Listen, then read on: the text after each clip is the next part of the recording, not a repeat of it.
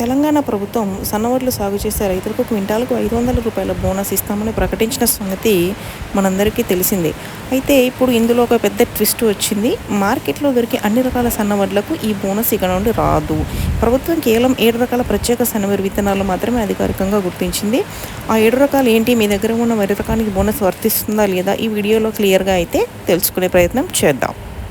మొదట్లో ప్రభుత్వం 33 రకాల సన్న వరి వంగడాలని పరిశీలించింది.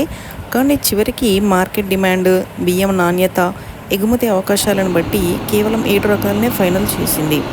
సీడ్ కంపెనీలు కూడా కేవలం ఈ 7 రకాల విత్తనాలకి ప్రాధాన్యత ఇవ్వాలని, రైతులకు కూడా ఇవే అమ్మాలని ప్రభుత్వానికి లేఖలు రాశాయి. అంటే రాబోయే రోజుల్లో ఈ 7 రకాల విత్తనాలకు విపరీతమైన డిమాండ్ పెరగనుందన్నమాట. ఆ 7 సూపర్ రకాలు ఇవే. అందులో ఒకటి BPT 5204. దీనిని మనం సామ మసూరి అని పిలుస్తాం. ఎప్పటి నుంచో మార్కెట్లో దీనికి తిరుగులేని డిమాండ్ ఉంది. ఇక రెండవ రకం RNR 15048, మన తెలంగాణ సోనా. షుగర్ పేషెంట్లకు ఇది చాలా మంచిదని అయితే పేరుంది. మూడవ రకం HMT సోనా, మార్కెట్లో త్వరగా అమ్ముడుపోయే మరో అద్భుతమైన రకం ఇది. నాలుగవది జై శ్రీరామ్, నాణ్యమైన అన్నం కోసం రైతులు, వినియోగదారులు కూడా ఎక్కువగా ఇష్టపడే రకం ఇది, చాలా బాగుంటుంది. ఫిఫ్త్ రకము KNM 1638. దీనిని కూనారం సన్నలు అని కూడా అంటారు. తక్కువ పెట్టుబడితో మంచి దిగుబడినైతే ఈ రకం ఇస్తుందని అంటారు.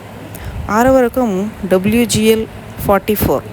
దీన్ని సిద్ధి అనే పేరుతో కూడా పిలుస్తుంటారు. దీనికి తెగుళ్లను తట్టుకునేటువంటి శక్తి ఎక్కువగా ఉంటుంది. ఇక చివరి రకం KNM 7715, ప్రభుత్వం గుర్తించిన 7వ రకం ఇది.